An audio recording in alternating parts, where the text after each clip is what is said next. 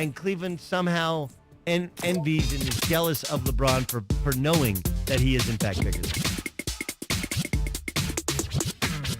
That's what happens in life.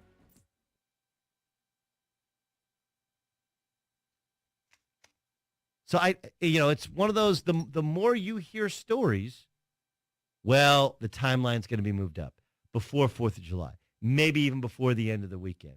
The more you know that he knows, that they know. There's even a report from Zach Lowe's podcast. Brian Windhorst said this. From the Kyrie Irving trade forward, a lot of Cavs moves have been towards the post-LeBron. They know. If LeBron wanted to say he was staying, he could have said he was staying at any point in time. And if you don't say it at any point in time, you know exactly what he's saying.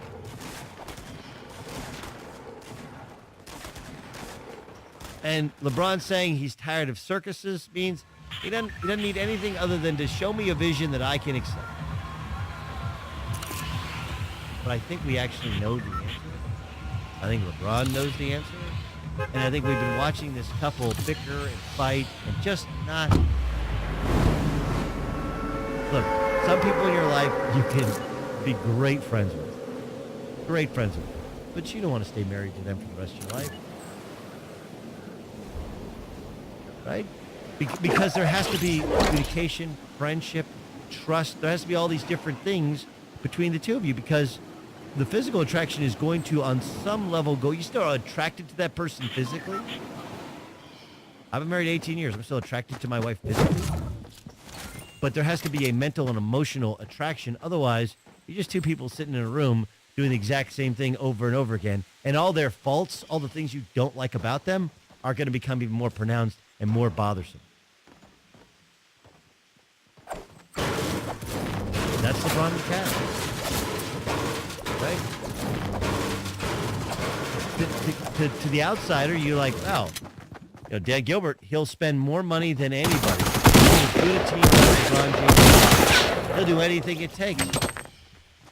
He'll fire a coach mid-season and hire a coach that he thinks has LeBron James' ear.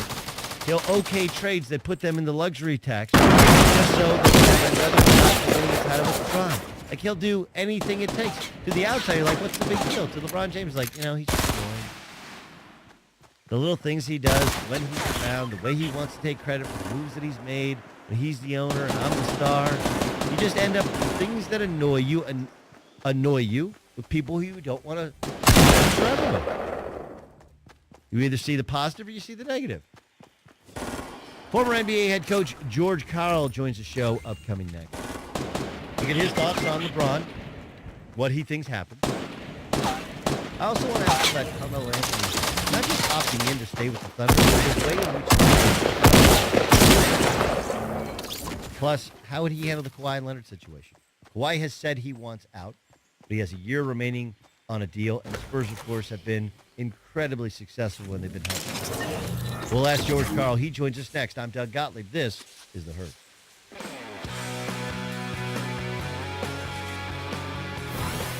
Hey, sports fans, the sun is shining, temps are rising, summer is officially here. So grab your friends, blast some tunes, and ignite those coals, because weather like this waits for no one. Kingsford Charcoal start something.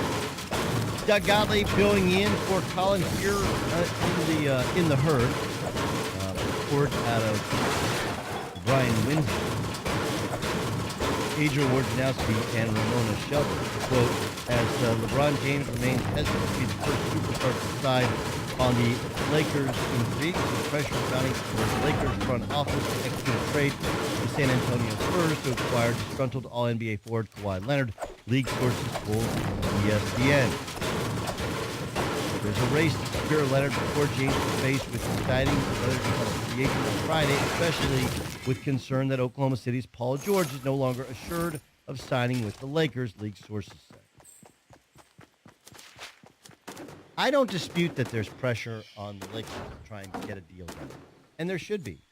Even if you're getting Paul George, you can get Kawhi, Paul George, and LeBron James and find a way to make it work, or you can have some supporting cast of some veterans and some younger players. You absolutely do it. But there's also pressure. There's also pressure on the San Antonio Spurs to come back with something substantial for Kawhi Leonard. And it's not that Boston wouldn't make a trade, but tell me the trade to which Boston has gotten fleeced on since Danny Ainge has been there. You know what today is?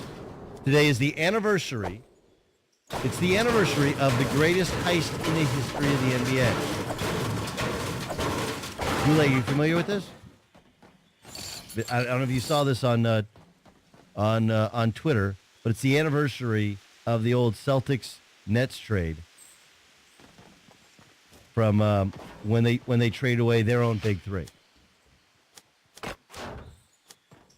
And so you look back at that, and this is on the 28th of June, 2013. The Nets got Paul Pierce, Kevin Garnett, and Jason Terry. The Celtics got 3 first-round draft picks: Keith Bogans, Chris Humphries, Chris Joseph, Marshawn Brooks, and Joe Wall. And at the time, Boston's waving the white flag. They are done with their big three. They are scrapping and starting over. And that's what they did. They did, in fact, tank. Tanking does work. They also got, I believe, 1 or 2 years they could swap picks, first-round picks with the Nets. Well, you can't, yes, because you can't trade back-to-back first-round picks. So they create a clever way of being able to decide which one they wanted. And if you go back through, most everything they have now, they got because of that trade. Whether it was the cap space or whether it was trades for draft picks or trades for a trade that ultimately became Kyrie Irving. But, like, look, you go look at almost any trade Danny Ainge has done. At the end of it, you're like, man, Danny Ainge got the upper hand. So this idea that the Boston Celtics made an offer for Kawhi Leonard, you have no idea what they are. They're not offering Jaylen Brown and Jason Tatum. Maybe Jaylen Brown. Maybe some other cap space. Maybe some other young players. Terry Rozier, who's their 4th guard. They're not giving up Tatum this early. No chance. So the best deal they could get is from the Lakers. But the Lakers also know that they could roll the dice like they have with Paul George and hope he comes back to them in a year anyway. The whole thing is fascinating. It's like, you're going to go first, or I'm going to go first. You go. Are we going on the count of 3? When we do the count of 3, it's like, what was that, Lethal Weapon? Do we go 1, 2, 3, then go? Or do we 1, 2, 3? That's basically LeBron and Paul George and Kawhi right now. Especially LeBron and Paul George. 1, 2, 3 and go, or 1, 2, 3 and we go as 3. Do you remember when you used to stop and ask for directions? Does anybody do that anymore? Even if your phone doesn't pick up your location, your GPS, you'll still wait for your phone to do it rather than actually have communication with another human being. Let's get to John Goulet with the news. No. Turn on the news. This is the Herdline News. Texans quarterback Deshaun Watson looked great his rookie year. That is until he suffered yet another knee injury. He says the injuries will not change how he plays, though. He told the Daily Press, quote, "Injuries are going to happen. I've dealt with this injury before. There's no point in switching up the routine. I do what I do. I don't change anything that got me here." Do you agree with Watson playing to his strengths, or does part of you think this guy's going to keep getting hurt if he doesn't just avoid some of these hits? He's got to avoid some of those hits. I mean, I believe he got hurt in practice this time, but it was on, he was running. He's a running quarterback, and those historically in the NFL don't work out. Deshaun Watson got hurt in a game. Didn't he get hurt in a game? He gets hurt a lot either way. That's the point. He's torn his ACL twice. Yes. Okay, he's torn his ACL twice. And it's one of those, show me the old starting quarterback. Oh, the old running quarterback. There isn't one. Right. There's plenty of young running quarterbacks. Look, would I like Deshaun Watson to just pick his spots and say, I'm going to pick my spots? Am I going to change exactly who I am? Yeah. And so, guys get stubborn about this. Hey, I'm not going to stop running. I'm not going to stop running. You get hit. till, artificial turf jumps up and rips open your knee. When you've had 2 ACL injuries and there's no old running quarterbacks, if you don't understand that you're going to have to evolve, doesn't mean you have to completely change who you are. If you have to evolve, then... It's kind of like Rodgers, right? Like Rodgers can run, and he does occasionally for big yardage, but he's always looking to throw first, Yeah. Now, look, Aaron Rodgers has still been hurt a bunch. Sure. Not all of it his fault. The collarbone. That was on a sack. That was on a sack. The same way Tony Romo broke his collarbone. Yep. Here at the calf. The calf injury probably, look, it was a collapse against Seattle a couple years ago that led Seattle to the Super Bowl, but had he had a healthy calf, none of this would have happened. He's had concussions before as well. Yeah. Look, all you have to know is Tom Brady, mobile quarterback or immobile? Very immobile. Okay, still playing well, 40 years old. Yep. Phillip Rivers, mobile or immobile? Right? Yeah. But he's great in the pocket. Drew Brees. These guys are not movers. They will manipulate the pocket and show athleticism within the pocket, but they're still packet passers. That's shown to have great longevity. According to Adrian Wojnarowski, the Clippers and center DeAndre Jordan are going to work together to trade him if he decides to exercise his $24 million player option.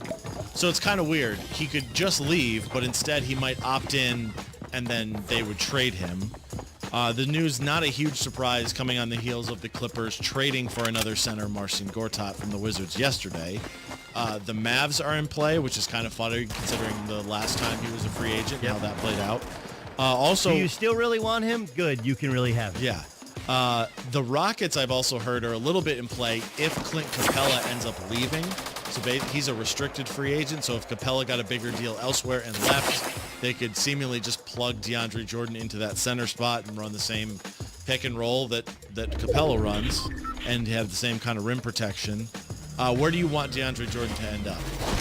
I'd like to see him on Houston, right? Yeah. Like I would love to see that. See him back with Chris Paul. See him as the roll man. He's a bigger, better finisher. He's not as athletic out in the court as Clint Capella is. I think that's the place I'd like to see him. Although, Dallas isn't as bad as their record would tell you.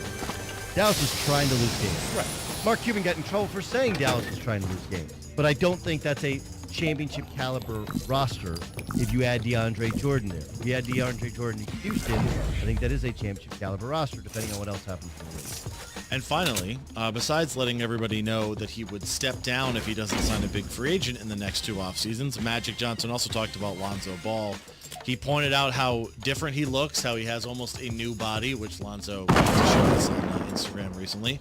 He also expects Lonzo to play around 70 games this year, which last year he was down around 52, I believe. Yeah. Do you think Lonzo makes a big jump in year 2?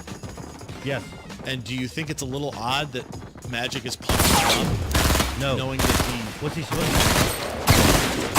he could maybe just elect to not talk about him as much because he might be involved in a trade? No, look, they really like Lonzo Ball. They like Lonzo Ball, and they felt like he always needed one entire offseason to change his body, to work on his finishing shot. He'd never really been coached before. Everything had been fast forward, and now he's had legit coaching, legit weight work.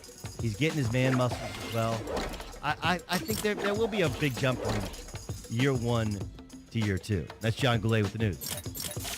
Well, that's the news. And thanks for stopping by.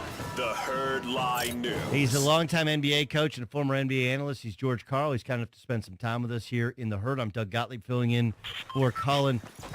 George, let's start with the biggest name, which is LeBron James. What are your personal, as of today, it's Wednesday. There's been all sorts of different rumors, but nothing substantial. What's your sense of what LeBron ultimately does? Well, I think he wants to find a team that I think he wants to go to L.A., and I think he wants to make, that team, the Lakers, and I hear the Clippers on a little bit of a smaller scale, but the Lakers, but he wants a good team with it, so I think he's hoping that Kawhi or Paul George or Chris Paul or someone's going to go there with him, and they'll be able to find maybe someone else, and they can be competitive maybe in the playoffs this year, and then hopefully next year make another move where they get to be a championship team. And I think, there's a little bit of a feel that maybe Golden State is tiring a little bit. Yep. And they are a super team, and is Draymond going to stay? The Clay wants to go to L.A. So, Clay would be a great complement to LeBron. I mean, LeBron's the greatest three-point shooting passer in the history of the game. And you put Clay out there, and he get Clay 3 or 4 open looks a night. That's going to be pretty damn good. No, there's no question about it. And Clay put out that he would take less to stay, but they all say that, and then ultimately most of them want top dollar. Their bench needs to be reworked. I would agree with you. It does feel like we're getting towards the end of whatever run this incarnation of the Golden State Warriors is. Okay, so Paul George, you have he feels a little reluctant to pull away. One, because of his relationship with he felt like he didn't finish well. Do you think that actually plays a part in his decision at the end of the day, or is he able to get clarity and go, hey, you know what, LA's home and it's a better place for me? I think you hit it on the head where 95% of players, it comes down to lifestyle and money. And LA and money is going to be a lot better than I think Paul George has made it pretty clear through the last couple of years that LA was the place he wanted to go. Is he getting a little guilty feeling about, some of the things? And does he know exactly what's going to happen? I think once it becomes clear and LA is a legit place, I think he'll go to LA. That's what I believe. And then, same thing I think with what you just said about money. About 95% of the cases, the players will say they'll take a cut, but very seldom do they sign that contract. How would you handle Kawhi if you were Pop? Oh, man, I'd try to get him back on my team. I mean, I would try to, figure out how, even though I think you got to have commitment more than compromise. But this might be a situation that compromise might have to happen this year, and then commitment can come next year.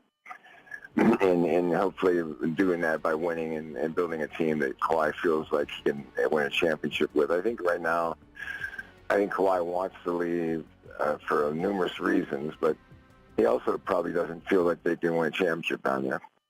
Yeah. Whereas I do get a sense that whether it's because they're defending Pop or whether it's because they thought they had a legit shot this year, there was some angry comments. I mean, Tony Parker's "my injury was 100 times worse." That's essentially calling Kawhi soft, right? I felt like that old guard, not a fan of what Kawhi did and the way in which Kawhi did it, and I just don't know if there's any way to bring him back after those guys made those comments. And I think San Antonio is a proud organization. I think Pop's a proud leader. He wants people to be there. He's always had that luxury of having kind of no-nonsense guys that love to be in San Antonio and would adjust their contracts to be in San Antonio, from Tim Duncan to Ginobili to Tony Parker. All these guys could have gotten more money probably someplace else, but they stayed in San Antonio because they wanted the championship breed to sustain. That might be changing now. The money has gotten so huge and so big. I mean, it used to be, $40 or $50 million contracts. Now we're talking about $200 million contracts. It's just unbelievable. It really is. It allows players more player freedom, and it allows players to actually, I'll take a little bit less money. They may be taking less than $215 million, but you're still getting $180 or something million with a chance to earn more money back at the back end. George Carl, our guest here in the Herd. I'm Doug Gottlieb filling in for Colin. It wasn't that Carmelo Anthony stayed, right? It was the smart business decision to stay in Oklahoma City, considering I don't think he would have gotten a great long-term free agent deal had he opted out. But it's the idea that Carmelo Anthony just is, he didn't want to talk about coming off the bench or changing roles. And when he decides to opt in, he's overseas, and he basically posted, double birds to the haters. Like, all you need to do is say, fired up to opt in, stay in Oklahoma City, and win an NBA title, and get Paul George back. But there was none of that. It was just kind of all about Melo, doing things for Melo, and if you don't like that you don't like Melo. Why? You coached him. Why? Why is he this way? Oh, that's a philosophical question, and you could talk at AAU basketball. It's one and done. Our kids are spoiled to the point now, the millennial generation. I use the word individualistic, and some people would probably call it selfish. And it's about protecting their brand, protecting their territory, protecting their past, and trying to extend themselves into the future in the best possible place they can go. I wish Melo would accept just coming off the bench and being a great sixth man. I think he's capable of winning the sixth man award.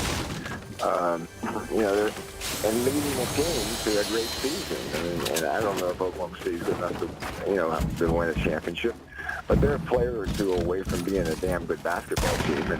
And Melo, I think, would be sensational. I think he'd be special if he came off the bench as a sixth man playing against second-tier defenders. And maybe finding his scoring breed is he used to be a tremendous scorer. Now he's more of a volume shooter than a tremendous scorer. Yeah, and part of the way he used to score, he's so good in the mid-post and low-post, mid-range pull-up, when that kind of disappeared from the NBA game. And he doesn't have the legs he used to have. But he's playing an assistant to him. He's got to be more catching. It's fascinating to see how the league's changed. Maybe more. It went quick. A good score was always a necessity, and now the game it's a three-point shooting, and the guy can get fouled. It's funny. I pointed out this yesterday. People, they look back at the James Harden trade, and they're like, man, what a terrible trade for Oklahoma City. And in hindsight, you trade away a future MVP. You could have won a couple other times, and it does appear to be a bad trade. But people forget at the time, and it was only 5 years ago, George, that you used to have to go through San Antonio and LA to win the West, and you used to have big guys in order to beat. So as much as we think, well, they had Westbrook and they had Durant and they had Harden, remember they also had to have Serge Ibaka, and they traded for Kendrick Perkins because the Lakers had two big guys and the Spurs had two big guys. If you couldn't match up with them, you couldn't even get to the NBA Finals. Isn't that fascinating how quickly it's changed? It's more than fascinating. It's unbelievable. As a coach, you always thought you had to make, if you made one good move and to improve your team every year, you could sustain what you were last year. Now, teams are totally and completely changing their personality because they see the future is not in big guys, as you say. They see the future is in the guards that can play make. It's in the future of having balanced players that play both ends of the court. And they don't have to be 6'11". They can be 6'8", 6'9". And we'll figure out the rebounding as the game goes on. George Carlson, when are you getting back involved in the NBA? Are you done? I hope I'm not done, but the league has a personality sometimes of letting people go, and I have no control of that. But I would love to coach, and I would love to be. I'm not saying I have to coach you, but I'd love to be a part of an organization, involved with a team, and be committed to a team in a way that I can help them win. Got all those Carolina guys in Charlotte, right? I think Mitch's got too many Carolina guys down in Charlotte. There's a lot of Carolina. George, thanks so much for joining us. Oh, hey, what last thing? You never had Kobe on your NBA team, did you? He was on my roster actually for we signed him when I was sick. They signed him to 10-day contracts at the end of the season, and he was actually on my team's roster for I think 20 days. Did you? And maybe for like 2 months. When they didn't give him a contract, did you have to make that call? Because the Clippers traded Austin yesterday. I'm just wondering how that conversation goes. Like, you go I can't believe they traded you, knowing that he had to okay the trade. Like, how do you think that conversation goes? Well, I think they wanted to make it work. I think Doc tried to make it work, and I'll be honest with you, I think it was getting to be a difficult situation for the coach, the coaching staff, the players, and the player. And because of that, I think they made the right decision, I think, to move on. I know when we had Kobe on my team, there was always this question that he would not be accepted in the locker room, how the players going to accept him. And, I always thought Kobe was a team player. He was a player's player. I thought he could work through all that stuff. But in the same sense, some people, say they can. And I think in the end, just by watching the Clippers play, the body language of their teams over the years, it was okay, but it wasn't it wasn't a commitment that you could live with. I tend to agree. Great stuff, Coach. Thanks so much for joining us. Look forward to catching up soon. Okay, then. Good talking to you, man. Bye-bye. It's George Karl joining us here in the Herd. Is Ben Roethlisberger still a top 10 quarterback? You're like, of course he is. Is he? One former NFL quarterback doesn't seem to think so. Let him make his case and then make ours. That upcoming next.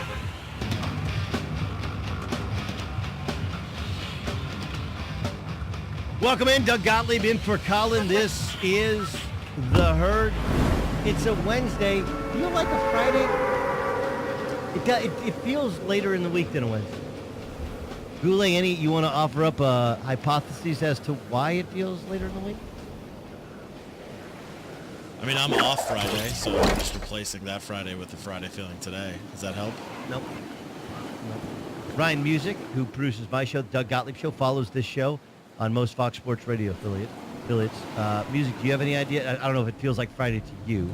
It definitely does not feel like Friday, but does it feel like Friday because I am here working with you today, Doug? I was not on Monday and Tuesday. No? Are you just feeling so jubilant and excited about my return that you are mistaking that feeling for Friday feeling? Nope. Well, that's not even The weather? It's good Friday weather out there. It is good Friday weather. It is like, are we going to the lake? Are we going to the beach? Are we going up? Went for a hike yesterday. Yeah, went for a hike. I don't know. Feels that way. It's that time of year where everybody makes a list. NFL players have their top 100 list. David Carr, former NFL player, former number 1 overall pick, should be noted brother of Derek Carr. NFL Network analyst put his top 10 quarterbacks in the National Football League. Should I go 1 to 10 or 10 to 1? You like 10 to 1? Okay. All right. 10, he's got Jimmy Garoppolo. Garoppolo obviously barely played last season. He's barely played in his career, but he's 5-0 last year after an uneven start with the Patriots the year before. And if we simply go by a snapshot of last year and what the Niners looked before he got there, what they look like after he got there, I would tend to agree with him. We don't have enough data.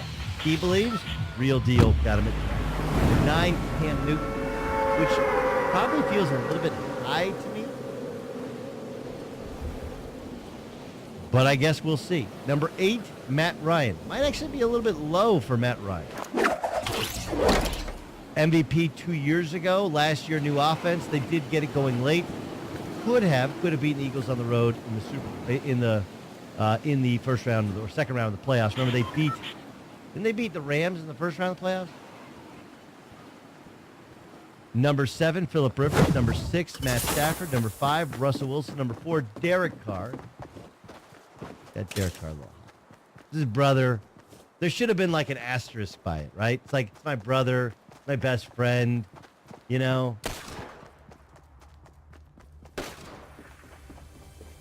Right. Or just like, hey, listen, really hard for me to evaluate my brother. I think he's awesome. But whatever, you put him at 3, Drew Brees, 2, Aaron Rodgers, 1, Tom Brady. I would put Rodgers 1 and Brady 2. I just think it's reasonable to believe at this point in his career, Rodgers 1. It also should be pointed out, now have Ben Roethlisberger there. Deshaun Watson just missed the list, which is odd to me because Deshaun Watson played so few games and he's coming off an ACL. Carson Wentz not on the list, which says to me, hey, we don't know what Carson Wentz is going to be like coming off of an ACL. And I think that's reasonable. Jared Goff's nowhere to be found. Alex Smith is nowhere to be found. Alex Smith should be kind of creeping at the bottom. And I guess here would be the question: if you're the Carolina Panthers, would you, in all honesty, prefer Alex Smith to Cam Newton? Cam Newton is capable of the bigger play, the bigger game, but what he doesn't do is Alex Smith's a great regular season quarterback, just solid, doesn't turn it over, seems to make mostly the right play, just solid. Kirk Cousins also not on the list. But his logic behind why he didn't pick Ben Roethlisberger is what a lot of people are drawn to. Quote, why is Ben Roethlisberger off my list? Yes, he's a future Hall of Famer. There's no doubt he can still help the Steelers, but he's had the most talented, skilled players in the league on his unit, And that pair, Antonio Brown, Le'Veon Bell, makes him look great 14 seasons in. I don't think Big Ben could win a ton of games without them at this stage in life. And if you watched Ben Roethlisberger last year, you'd say, yeah, I think I agree with that.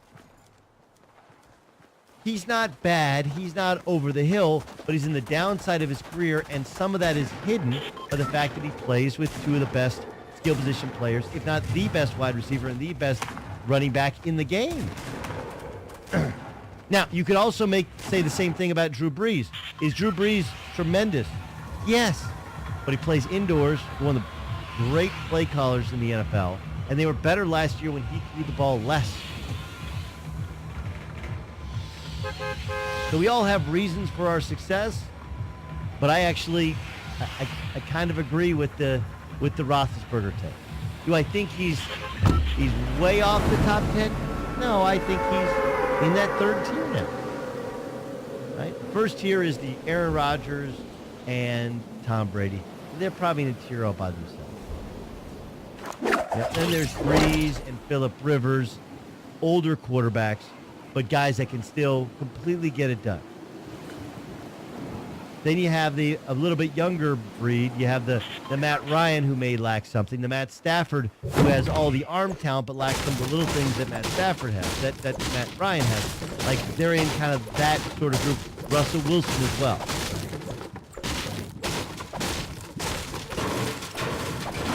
But it's fascinating. Big Ben getting some criticism from a former quarterback, whereas praise given to Russell Wilson because anybody who watched the Seahawks play last year, no, he was running around for his life. He had that offensive system. He had those skill position players. What could Russell Wilson do? I don't think it's crazy. Like, look, a lot of times it's a little bit judging Ben Roethlisberger because of some of his previous achievements is a lot like thinking LeBron James is one of the great defensive players in the NBA. He can be sometimes, but he doesn't bring it nearly as often. He conserves his energy. He takes a lot of plays off. But reputations are slow to catch up to the present-day player. That's true in any sport. In any sport. All right, coming up next. One of my favorite shows is The Bachelor or The Bachelorette. And at the start, and really throughout most of the seasons, there's always one question that's asked of any of the contestants. Are they in it for the right reasons? Is Paul George into Oklahoma City for the right reasons? I'll give you my logical answers next in The Herd on Fox Sports Radio.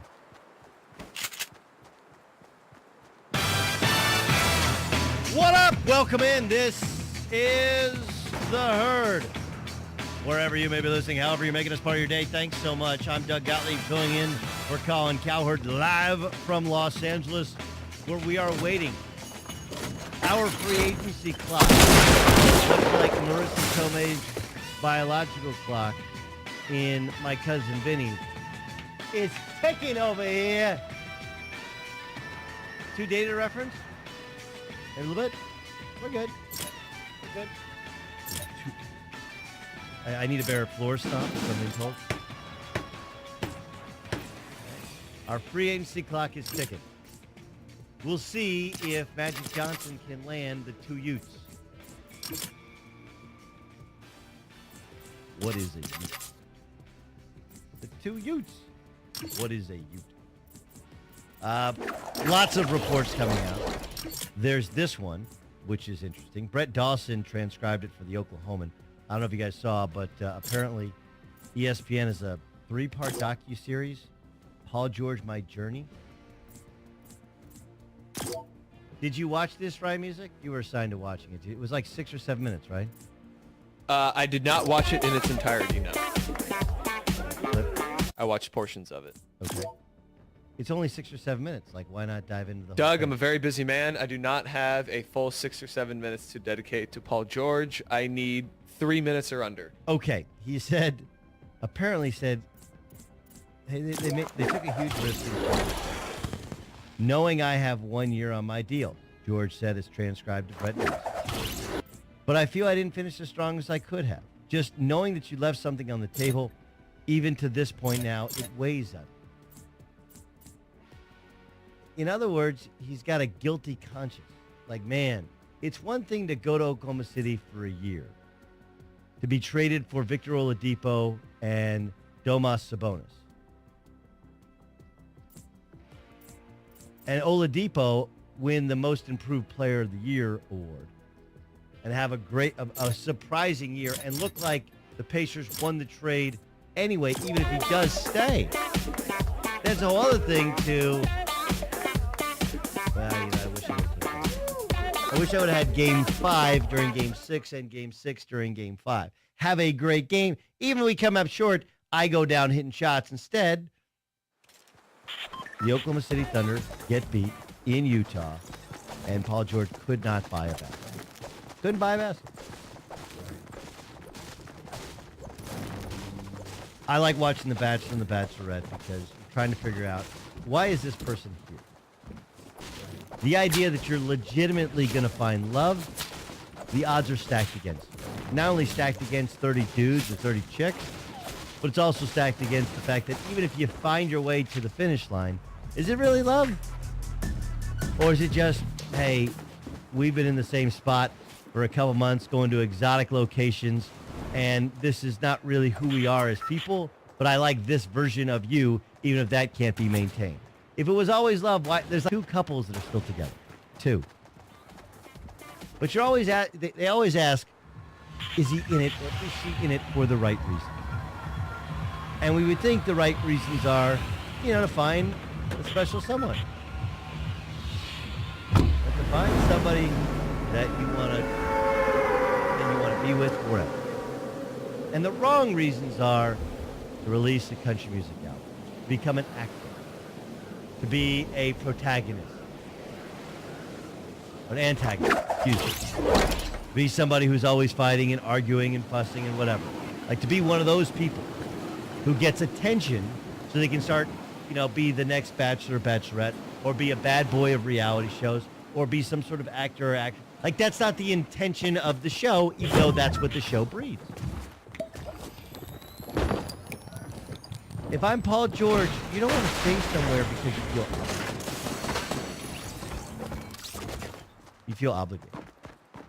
I don't even like the word obligated. There are things. Are you obligated to always bring a gift when you go over to somebody else's house for dinner? That is the lamest obligation ever. You invite me over to cook for me and my family, and I'm obligated to bring you a bottle of wine, and I don't even know if you like wine. So I'm obligated to spend money that I don't know if it's play on something that I don't dig myself. Now I do like when guys bring over your favorite beer. Like, yeah, this is my favorite beer. I brought it. Try it. See if you like it. Like that's at least reasonable obligation. But always having to bring over a gift. You know what else? I'll tell you the obligation I really hate. When a woman comes up to you who's friends with you and your wife, and she does the side, and you're like obligated, like she's going in, you're like, all right, I'm going in. Like if we're not comfortable enough around each other to hug each other, to hug hello, then fist bump or chin lift is good enough. Right? Like it's just the idea of being obligated. I hate that. I hate that. And that's basically what Paul George is saying. Again, I kind of feel obligated here. No, dude, you're a free agent. You're an all-star. You worked really hard to be a free agent. The Pacers chose to trade you to Oklahoma City. Oklahoma City knew the risks. You didn't finish up like you would have liked. Okay. You feel a little bit more obligated, a little bit more guilty. Okay. If you want to be a free agent, if you really want to make this choice, sometimes you're going to have to make hard choices. People's feelings are going to be hurt. And I don't know if he has it in him to hurt people's feelings. Take a listen to Paul George. This is Paul George. Take a listen to what he says about what he expects when he reveals his decision. I hope I make the majority of the people happy. but ultimately it's my decision, and I want to be the happiest I can be with that decision. And I'm excited. I'm excited to go through this journey. I'm excited to go through this journey. But I want to please the most people. That, his logic should work in reverse. Look, I'm excited. This is something I've worked for, something I've thought about. It's where I hope to play the rest of my career. all of those things. And you know what? If people can understand that and be happy for me, great. If they can't, I think they will grow to. That's the way you express yourself. But I feel like Paul George is in this thing for the wrong reasons. He's in free agency to make people happy. That's not named Paul George. Fulfilling obligations. That's to other people. Now, all of that is messaging, and all of that is selfless, and there's no negativity in being selfless. But the problem with when you're selfless like this is if things go bad. Say you're in Oklahoma City and it doesn't get any better. You know? Say you're in Oklahoma City and it doesn't get any better. And Russell Westbrook is who he is. A dynamic scoring guard, but a guy who's really hard to play with. Russell Westbrook's not changing. That's how he won the NBA's MVP. He still averaged a triple-double this year. He's not changing.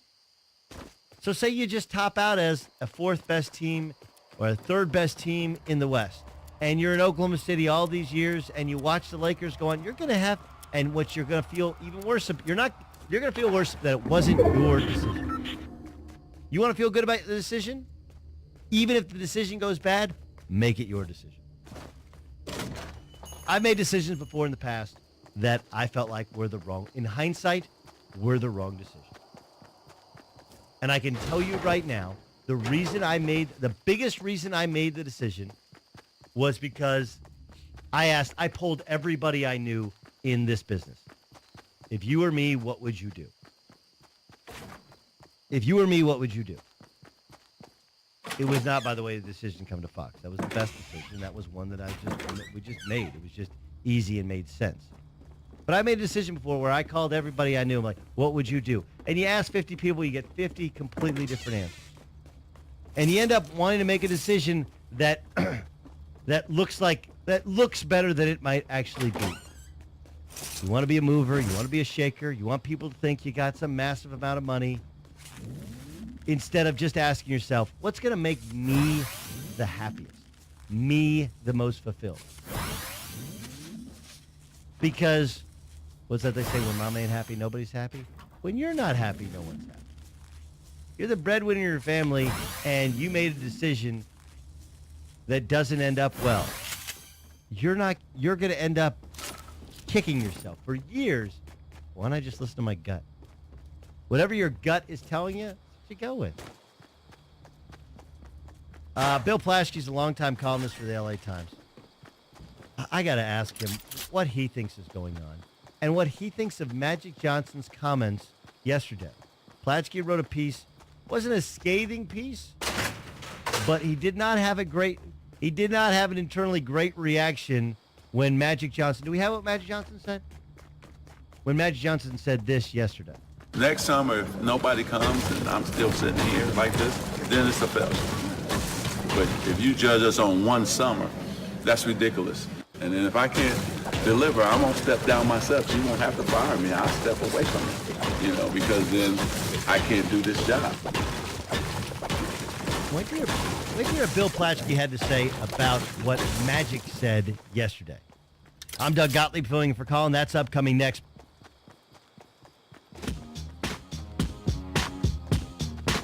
Car shopping can be confusing. Terms like dealer price, list price, invoice price. True Car shows you other people in your area pay for the car you want, so you can recognize a good price when you're ready to buy a new or used car.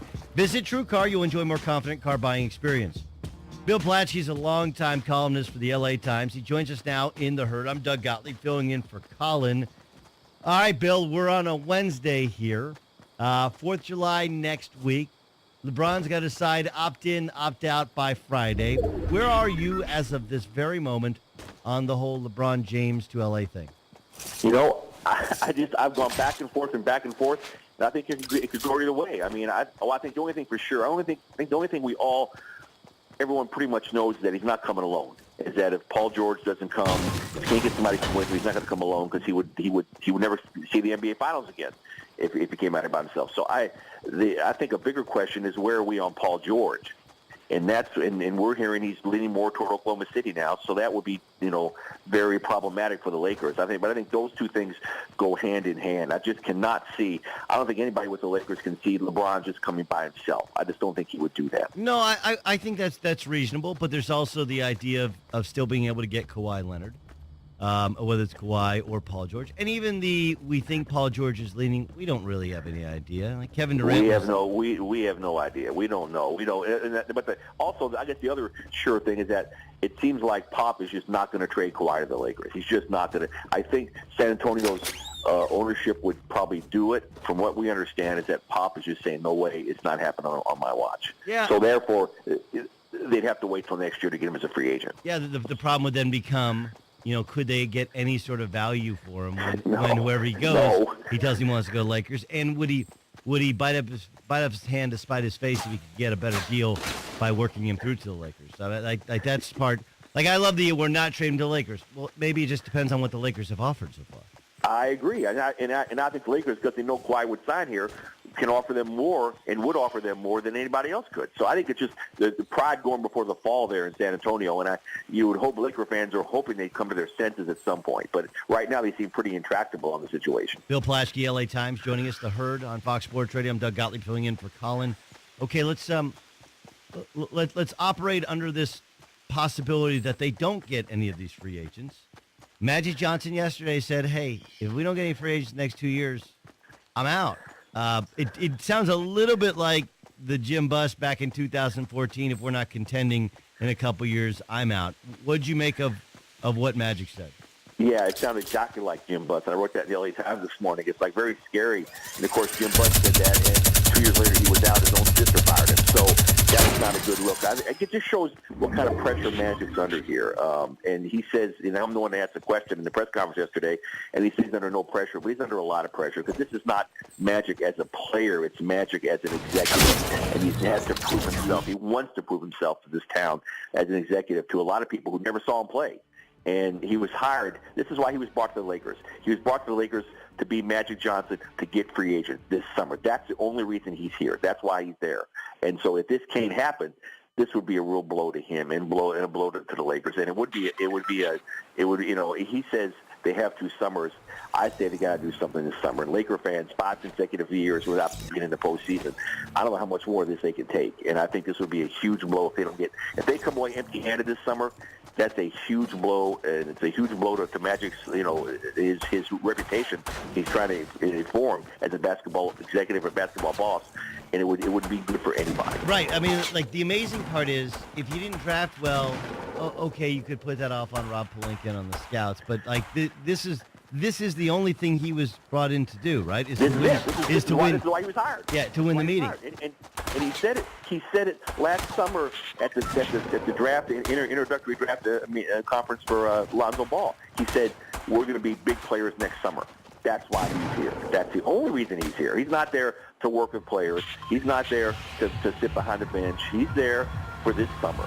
And it wasn't supposed to be for next summer, but I guess now it is next summer. But he's here for the summer to get the free agent, so it's all on him. So I think he's just showing some of the pressure he feels, and rightly so. He should feel the pressure. The whole town is waiting for something to happen here. And then it's like a powder keg. And then kind of interestingly, across town, Jerry West is dismantling the Clippers Lob City dynasty, if you will. All of them. By next February, they'll all be gone. They'll all be gone. Yeah. And you know what? I think that's good. That's good. It didn't work. They tried it. They tried it for 6 years. It didn't work. It was only caused heartbreak. It didn't work together. So now they're going to rebuild, and I think it's a good idea. And I think it was interesting that Austin Rivers, he was traded. It's going to be traded not for basketball reasons, just for the reasons that it didn't work in the locker room. And I think even Doc knew that. It just didn't work. It was a great experiment, and it was a real heartwarming thing for about 10 minutes, but it just didn't work. The players didn't trust Austin. Doc had difficulty with the players, buying into his son. His son's not a bad player. I don't know what you think. Austin Rivers had a pretty good year. No, he's not a bad little player. The interesting part about Austin Rivers is he's a guy who struggled to get along with other people even before he was playing for his dad's Duke, team. right? Duke, right. So just kind of in general, right? But yes, at Duke he struggled to get along, and then earlier in the drafted above his level, he struggled to kind of get along personality-wise. And he's not as much like Doc as you think. He wasn't really, Doc was coaching and broadcasting when he was growing up, and so there's a little they're not the same personality. But what's interesting is you have a guy who has a little prickly personality at times in a situation where he's also the coach's son, and that sucker was a disaster from the time that the initial deal was made. I think we all wanted it to make it work and wanted to have it because it was a cool story. It never worked. And again, if as the final side to it is that Doc wasn't involved in his trade, but my understanding is he was all for the trade. And Doc's not a long-term extension. Doc's not going anywhere. Doc's staying there. He's not going to up and quit over this. He's fine with how they're going.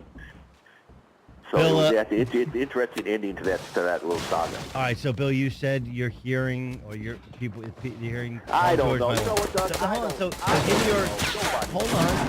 It's a Wednesday. Okay. There's some talk this will be done before the 4th of July. Some people think this will be done even before we get to the weekend. Your best guess, if you just honest gut feel from a guy who's done this for his professional life, covered not just sports, but specifically LA sports. What's your gut feel? My gut still tells me that Paul George the lure of coming home that he's wanted to do for a year now will prove too strong to resist. He'll come home and he'll text LeBron and say, I'm coming to LA, and LeBron will join him. I still think at the end of the day, they're going to get both of them. That's my gut, but I don't know, and that gut could change tomorrow, and the Lakers don't know. I don't think they know, but I do think don't you? I mean, don't you think they already know what's going on? I think everybody. I think the only people that don't know is us. Or us. I think everybody else is kind of going through the motions. That was the whole thing. So that was the thing. Magic yesterday could have been doing. I wrote this. It could be a victory speech or a concession speech. I don't know what he was doing, but I think he probably already knows. You're probably right. I don't. Yeah. I listen. I have friends within the Lakers, and they don't know. They honestly, legitimately don't know. But I do think that LeBron knows. It's just a question of making sure everyone who says they're going to do something does what they say. Does something what they're going to do. So I think they both end up here. That's why I'm reluctant to go after Magic for pushing this off to next summer, because I think it's going to happen this summer. I think there will be a press conference in a couple weeks. It'll be crazy. But if it doesn't, I can't wait to see the color. Yeah, it'll be tough. It'll be tough sledding for them if they get shut out somehow. That won't be good. Bill Plaschke. Bill, thanks so much for joining us. See you, man. All right, Bill Plaschke of the LA Times. I'm Doug Gottlieb in for Colin here on The Herd.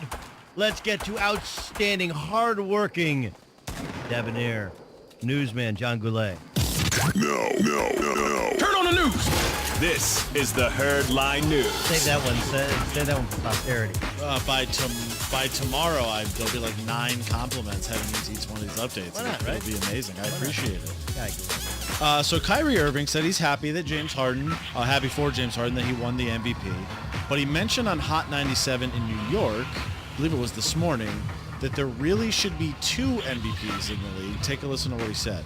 MVP is hard to gauge nowadays, because now you have the people's MVP, then you have the NBA's MVP.